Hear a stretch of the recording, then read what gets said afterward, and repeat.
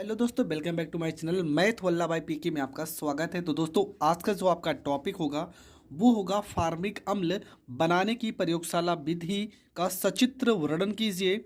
भौतिक तथा रासायनिक गुण को भी हमें बताना है। तो ये आपका है फार्मिक अम्ल। बहुत ही अच्छे से मैं बता रहा हूँ, पेपर में बहुत बार ये प्रश्न रिपीट हुआ है। आपको हर एक प्रश्न बहुत अच्छे से समझ में आने वाला है।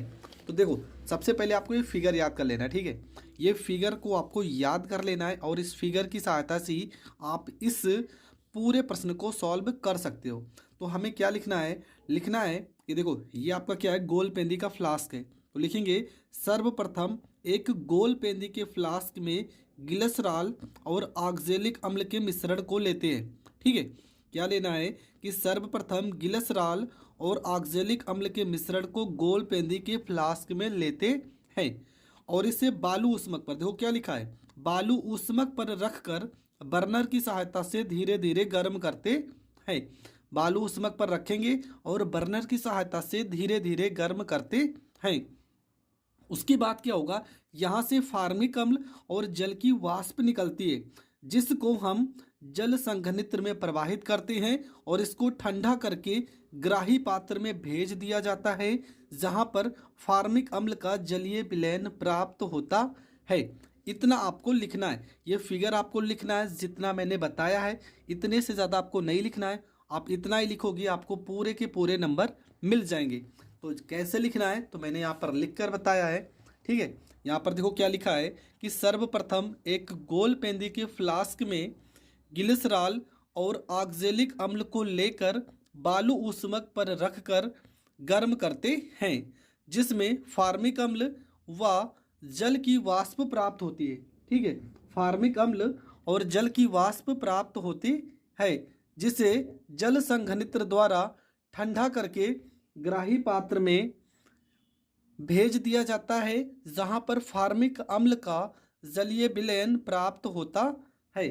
तो इतना आपको लिख देना है, ठीक है। जब इतना आप लिख दोगे, उसके बाद इसका हम बता रहे हैं कि समीकरण आपको कैसे बनाना है, मतलब ये बनेगा कैसे प्रयोगशाला में, उस चीज़ को हम समझते हैं। तो देखो, थोड़ा सा तो कठिन है, पर मैं बहुत अच्छे से बता रहा हूँ, ध्यान से समझना। सबसे पहले हम क्या लिखेंगे, यहाँ पे लिखते हैं CH2, ठीक है। CH2 सिंगल बॉन्ड OH, ठीक है। फिर यहाँ पे लिखेंगे CH सिंगल बॉन्ड OH। फिर यहाँ पर लिखेंगे CH2 सिंगल बॉन्ड O, यहाँ पे H, ठीक है। ये आपका क्या है, ये आपका ग्लिसरॉल है, ये आपका ग्लिसरॉल है, ठीक है। ये आपका ग्लिसरॉल है। इसकी क्रिया हम ऑक्जेलिक अम्ल के साथ कराते हैं। तो ऑक्जेलिक अम्ल को हम कैसे लिखेंगे, COO यहाँ पे H, सिंगल बॉन्ड COO यहाँ पे H, ठीक है। ये आपका हो जाएगा ऑक्जेलिक अम्ल। देखो क्रिया क्या करानी है, यहाँ पे जो ये लिखा है ना, सेम ऐसे लिखेंगे। देखो यहाँ पे C, यहाँ पे इसके ऊपर क्या था, CH2 था, CH2 single bond OH, same वैसे ना जैसे यहाँ पर लिखा है, सेम ऐसे यहाँ पर लिखना है। इसके बाद यहाँ पे क्या लिखा, CH, तो H जो है ना इस साइड में कर देंगे, यहाँ पे हम H लिख देंगे, यहाँ पे H लिख दिए। क्या लिखा, single bond OH, single bond यहाँ पे OH कर देंगे। उसके बाद क्या होगा, सिंगल बॉन्ड यहाँ पे क्या लिखा, CH2, तो यहाँ पर लिखेंगे CH2। अब देखो यहाँ पे क्या लिखा, OO, कितने O है, 2, तो यहाँ पर 2 O लिखेंगे। और क्या है, फिर यहाँ पे क्या है आपका C, तो यहाँ पे C लिखेंगे। उसके बाद ये पूरा का पूरा आपको लिख देना है। C लिखने के बाद आपको क्या लिखना है, पूरा का पूरा COO, यहाँ पर H लिख देना है। आपका बचेगा क्या, आपका यहाँ पे एक H बचा है और यहाँ पे एक H बचा है, और आपका क्या बचा, ये O बचा है। तो H कितने हैं, 2, तो H2 हो गया। O कितना बचा, 1, तो यहाँ पे O हो गया। मतलब इस OH के साथ इस H को जोड़ देंगे, ठीक है। OH के साथ इसको हम जोड़ देंगे, ये आपका बन जाएगा। इसका नाम क्या है, इसका नाम है glycerol, glycerol mono oxalate, oxalate इसका नाम है। अभी तो हमारा रिएक्शन कंप्लीट नहीं हुआ ना, फिर से हम इसको उठाते हैं, ठीक है। इस पूरे को फिर से लिखेंगे, यहाँ पे H सिंगल बॉन्ड C, यहाँ पे CH2, OH, CH2OH, यहाँ पे CH2OO, COOH और यहाँ पे OH। ठीक है, इसको हम क्या करेंगे, इसका हम लगभग 100 से लेके 110 डिग्री सेल्सियस पे गर्म करते हैं। तो गर्म करने के बाद होगा क्या, देखो ये जो लिखा है CH2 सिंगल बॉन्ड OH ये लिख जाएगा, यहाँ पे CH ये C और ये H और सिंगल बॉन्ड OH लिख जाएगा, यहाँ पे CH2 तो यहाँ पे CH2 हो जाएगा और क्या हो जाएगा, यहाँ पे CH2 हो गया ना। उसके बाद क्या बचेगा, देखो ये आपका क्या लिखा है OO, ये OO लिखा है ना, तो 2 यहाँ पर O लिख देना है, 2 O लिख देना है। उसके बाद क्या लिखना है, यहाँ पे C और यहाँ पे H लिख देना है, C और यहाँ पे H। ये देखो यहाँ से लेके यहाँ तक COO कार्बन डाइऑक्साइड अलग हो रहा है तो CO2 अलग कर देंगे। ठीक है, इसका नाम क्या हो जाएगा, इसका नाम हो जाएगा ग्लिसरॉल मोनोफॉर्मेट। इसके बाद हम इसको फिर से लिखेंगे, यहाँ पर CH2 single bond OH single bond CHOH single bond CH2OOCH। इसकी क्रिया किसके साथ कराएंगे, जल के साथ क्रिया कराएंगे। ठीक है, क्या होता है यहाँ पे जल अपघटन होगा, यहाँ पे जल अपघटन हो जाएगा। बनेगा क्या, देखो CH2 लिखा है तो यहाँ पे CH2 सिंगल बॉन्ड OH, यहाँ पे CH सिंगल बॉन्ड OH, यहाँ पे CH2, यहाँ पे CH2 सिंगल बॉन्ड, यहाँ पे O के साथ H, O के साथ H लगा देंगे। प्लस में क्या बचा है, देखो यहाँ पे O के साथ H लग गया, यहाँ पे H बचा है तो H लिखेंगे, यहाँ C बचा है तो C लिखेंगे। एक O तो कितने O, 2 O हो जाएंगे, HCOO और यहाँ पे एक H बचा है, एक H हो जाएगा। इसका नाम क्या है, तो इसका नाम है फार्मिक अम्ल। तो प्रयोगशाला में फार्मिक अम्ल बनाने के लिए आपको इन 3 प्रोसेस से गुजरना पड़ेगा। इन तीनों प्रोसेस को आपको याद कर लेना है और अच्छे से समझ लेना है, क्योंकि अगर ये आपको नहीं आता ना तो आप नहीं कर पाओगे, गारंटी के साथ है नहीं कर सकते हो। तो इसको तैयार करने के लिए आपको करनी पड़ेगी प्रैक्टिस। अगर आपकी प्रैक्टिस मजबूत है तो आप इस रिएक्शन को बहुत ही सरल तरीके से कर सकते हो। तो ये हो गया आपका ग्लिसरॉल मतलब फार्मिक अम्ल बनाने की विधि हो गया। लेकिन हम इसकी औद्योगिक विधि के बारे में भी समझते हैं। ठीक है, हम इसकी औद्योगिक विधि के बारे में भी थोड़ा से पढ़ लेते हैं कि औद्योगिक विधि से हम किस तरह से बनाएंगे, क्योंकि औद्योगिक विधि भी पेपर में पूछा जा सकता है। तो औद्योगिक विधि पर हम ग्लिसरॉल कैसे बनाएंगे, तो करेंगे क्या, लगभग 400, ठीक है 473 केल्विन ताप पर लगभग 6 से 10 वायुमंडलीय, ठीक है वायुमंडलीय दाब पर कार्बन मोनोऑक्साइड,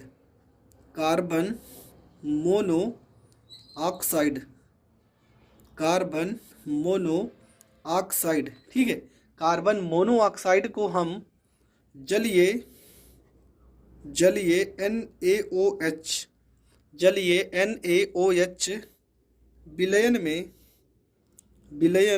में प्रवाहित करते हैं, विलयन में प्रवाहित करते हैं। तो क्या बनेगा, जिससे, ठीक है जिससे सोडियम फॉर्मेट बनता है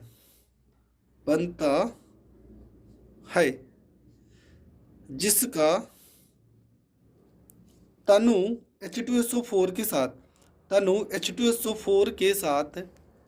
के साथ आसवन कराने पर, ठीक है आसवन कराने पर फार्मिक अम्ल प्राप्त होता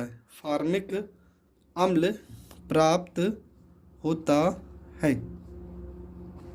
ठीक है, तो ये आपका हो गया औद्योगिक निर्माण की विधि में, इतना तो आपको लिखना ही पड़ेगा। अब बनाने की विधि हम बता दे रहे हैं। देखो क्या कह रहा है कि कार्बन मोनोऑक्साइड मतलब CO को NaOH के साथ, ठीक है, लगभग 473 केल्विन ताप पर 6 से 10 वायुमंडलीय दाब पर हम गर्म करेंगे तो बनता क्या है? H, देखो यहाँ पे H, यहाँ COO इसका क्या नाम है? इसका नाम है सोडियम। देखो लिखा है ना, सोडियम फॉर्मेट बनता है। पुनः हम सोडियम फॉर्मेट को H2SO4 के साथ आसवन कराते हैं, ठीक है। आसवन कराएंगे तो बनता क्या है? H, देखो यहाँ पे H,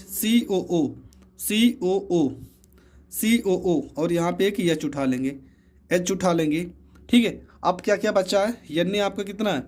Na आपके पास एक ही है ना, तो यहाँ 2 से गुणा कर लेते हैं, तो ये भी आपका 2 अणु बनेगा। Na कितने हो गए? 2, तो Na2SO4, तो ये आपका बन जाएगा फार्मिक अम्ल। तो हमने प्रयोगशाला विधि पढ़ी और औद्योगिक निर्माण की विधि पढ़ी। ये दोनों आपको पेपर में जो भी पूछा जाएगा आपको सिर्फ उतना ही लिखना है। दोनों में से कोई एक तो पूछा ही जाएगा, जो पूछा जाएगा आप उसका जवाब दोगे और फिगर तो ज़रूर बनाओगे। अब बढ़ते हैं इसके भौतिक गुण और रासायनिक गुण की तरफ। तो भौतिक गुण में आपको क्या क्या लिखना है? तो भौतिक गुण आपका ये है, पहला आपको लिख देना है कि यह रंगहीन तीक्ष्ण गंध युक्त द्रव है, ठीक है, पहला तो आपको यही लिख देना है। दूसरा, यह जल, एल्कोहल तथा ईथर में विलय है। और तीसरा आपको लिख देना है, यह संक्षारक होता है, शरीर के संपर्क में आने पर त्वचा को जला भी सकता है और फफोले उत्पन्न हो जाते हैं। तो ये आपका हो गया भौतिक गुण। भौतिक गुण के बाद हम पढ़ेंगे इसके रासायनिक गुण, और लगभग 6 या 7 इसके रासायनिक गुण जो पेपर में पूछे गए हैं, उन सारे रासायनिक गुण को समझते हैं। पहला लिखा है सोडियम बाई कार्बोनेट से क्रिया, ठीक है, मैं नाम बता दे रहा हूँ, सोडियम बाई कार्बोनेट से क्रिया। तो होगा क्या? यहाँ पे HCOOH की क्रिया कराएंगे NaHCO3 से, तो बनता क्या? देखो यहाँ पे HCOO Na हो जाएगा, प्लस में क्या बचेगा? देखो यहाँ पे क्या हो गया? HCOO और यहाँ पे Na, H कितना बचा है? 2, H कितने बचे हैं? 2, तो यहाँ पे H2 हो गया, यहाँ से एक O ले लेगा तो O हो जाएगा। कितना क्या बचा? CO2, तो प्लस में CO2 कार्बन डाइऑक्साइड, इसका नाम क्या है? तो Na को पढ़ेंगे सोडियम और HCOO को पढ़ते हैं फार्मेट, तो इसका नाम हो जाएगा सोडियम फार्मेट हो जाएगा, ठीक है। अगला आपका है NaOH से क्रिया, ठीक है, NaOH से क्रिया। तो यहाँ पे लिखेंगे सोडियम हाइड्रोक्साइड, इसका नाम है HCOOH की क्रिया अगर NaOH से करते हैं तो होगा क्या? H के साथ OH आ जाएगा और ये बन जाएगा HCOONA, प्लस में क्या हो जाएगा? H2O, इसका नाम क्या है? Sodium format. अगला आपका क्या लिखा है? NH4 मतलब अमोनियम हाइड्रोक्साइड से क्रिया, तो HCOO Na लिखेंगे, प्लस में NH4OH हो जाएगा। तो होगा क्या? यहाँ पे देखो ये टूट जाएगा आपका HCOO NH4 हो जाएगा, प्लस में क्या बचेगा? NH4 हो गया और Na के साथ क्या हो जाएगा? OH, ठीक है, सॉरी यहाँ पे H लिखना था, ठीक है, यहाँ पे H क्योंकि आप तो फार्मिक अम्ल से क्रिया करा रहे हो और H को क्रिया OH से, तो H2O हो जाएगा। अगर इसको आप तोड़ना चाहो ना तो ये टूट जाएगा, HCOO, इसका नाम क्या हो जाएगा? इसका नाम हो जाएगा अमोनियम और HCOO को फार्मेट पढ़ते हैं, अमोनियम फार्मेट। तो COONH4 को अगर हम गर्म करते हैं तो क्या बनेगा? देखो HCO NH4 है ना, तो NH2 बन जाएगा और प्लस में 2H और एक ऑक्सीजन अलग हो जाएगा, H2O बन जाएगा। इसका नाम है मिथाइन माइड, ठीक है, मिथाइन माइड इसका नाम हो जाएगा। तो ये रिएक्शन भी आप समझ चुके हैं।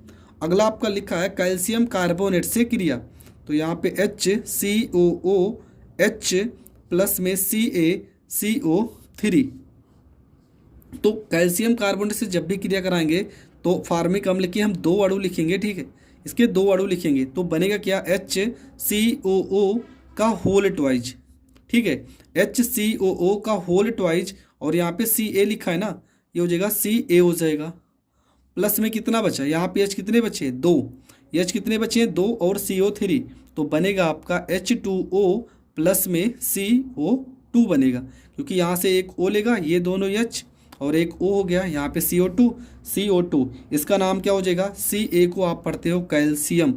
ठीक है, Ca को आप पढ़ते हो कैल्शियम, HCOO को आप फार्मेट पढ़ते हो, तो इसका नाम हो जाएगा कैल्शियम फार्मेट हो जाएगा। अगला है एथिल एल्कोहल से क्रिया, तो यहाँ पे हम लिखेंगे HCOOH। एथिल एल्कोहल क्या है, C2H5, यहाँ पे OH है, तो बनेगा क्या, यहाँ पे हो जाएगा HCOO और ये हो जाएगा C2H5 हो जाएगा, प्लस में यहाँ पे H के साथ OH, तो ये हो जाएगा H2O। इसका नाम क्या हो जाएगा, इसका नाम हो जाएगा एथिल फार्मेट हो जाएगा। ठीक है, क्या नाम हो जाएगा इसका नाम हो जाएगा एथिल, और HCOO को हम फार्मेट पढ़ते हैं, एथिल फार्मेट इसका नाम हो जाएगा। अगला आपका है HCOOH को अगर हम गर्म करते हैं तो H2, ठीक है, H2O अलग हो जाएगा, और CO मतलब कार्बन मोनोऑक्साइड, ये आपका अलग हो जाएगा। अगला है टालन अभिकर्मक से, जो कि इम्पॉर्टेंट है, ये आपका दोनों इम्पॉर्टेंट है। ठीक है, इसलिए मैंने लास्ट में नहीं लिखा है, ये दोनों इम्पॉर्टेंट है, दोनों रिएक्शन बहुत ज़्यादा पेपर में पूछी जाती है। तो टॉलन अभिकर्मक में आपको क्या करना है, यहाँ पे HCOOH की क्रिया, टॉलन अभिकर्मक क्या होता है, Ag2 और यहाँ पे O, ये आपका हो गया टॉलन अभिकर्मक। तो क्या होगा यहाँ पे HCOO। ठीक है, पहली बात तो ये Ag जो है ना, ये अलग हो जाएगा, ये हो जाएगा 2Ag। ठीक है, रजत दर्पण मिलेगा, और प्लस में क्या हो जाएगा, यहाँ पे CO2, ये हो गया आपका CO2, और प्लस में क्या है, यहाँ पे देखो H कितने, एक H यहाँ पे, एक H यहाँ पे, H2 और ये O, H2O, तो ये आपका बन जाएगा। ठीक है, तो Ag बन जाएगा ये आपका, ये क्या है आपका रजत दर्पण, आप बोल सकते हो रजत दर्पण। तो ये रिएक्शन आपको ज़रूर याद होनी चाहिए। अगला आपका फेलिंग विलयन से क्रिया, तो क्या होगा, HCOOH की क्रिया अगर हम फेलिंग विलयन से कराते हैं तो फेलिंग विलयन आपका क्या होता है, तो ये होता है CuO, तो बनता क्या बनेगा आपका Cu2O बनता है। ठीक है, Cu2O बनता है, और छेप लाल अवक्षेप बनता है, ये लाल अवक्षेप बनता है। अब देखो यहाँ पे Cu2 दो लोग हैं ना, तो यहाँ पे 2 से तो गुणा करना पड़ेगा, और क्या बनेगा, H कितने लोग हैं, 2, तो यहाँ पे H2 और यहाँ से एक O ले लेते हैं, O हो जाएगा, और प्लस में CO2 कार्बन डाइऑक्साइड अलग होगा। तो ये दोनों रिएक्शन आपको ज़रूर याद होने चाहिए, क्यों, क्योंकि ये दोनों रिएक्शन पेपर में पूछा गया है, और सबसे ज़्यादा आज तक यही पूछा ही गया है। इसके बाद आपका क्या है, इसका उपयोग भी हम 1-2 लिख लेते हैं। ठीक है, उपयोग में पहला आपको क्या लिख देना है कि सूती कपड़ा, ठीक है, सूती कपड़ा एवं ऊन की रंगाई में, ऊन की रंगाई में। ठीक है, नंबर 1 में तो आप ये लिख सकते हो, नंबर 2 में लिख सकते हो रबर के अस्कंदन में। ठीक है, रबर के अस्कंदन में।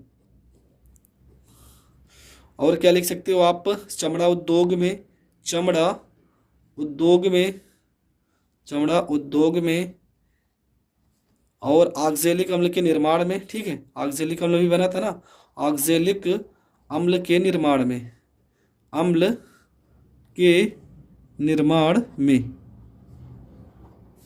ठीक है, ऑक्जेलिक अम्ल के निर्माण में। तो इतना सारा आप उपयोग लिख सकते हो। आई होप आपको ये वीडियो पूरा का पूरा बहुत अच्छे से समझ में आया होगा। अगर समझ में आया है तो टाइम ज़्यादा ना बर्बाद करते हुए पहला काम तो ये है कि आप वीडियो को ज़्यादा से ज़्यादा लोगों तक शेयर कर दीजिए। अगर चैनल पर नए हैं तो चैनल को सब्सक्राइब कर दीजिए। तो मिलेंगे नेक्स्ट वीडियो में, तब तक के लिए जय हिंद, जय भारत।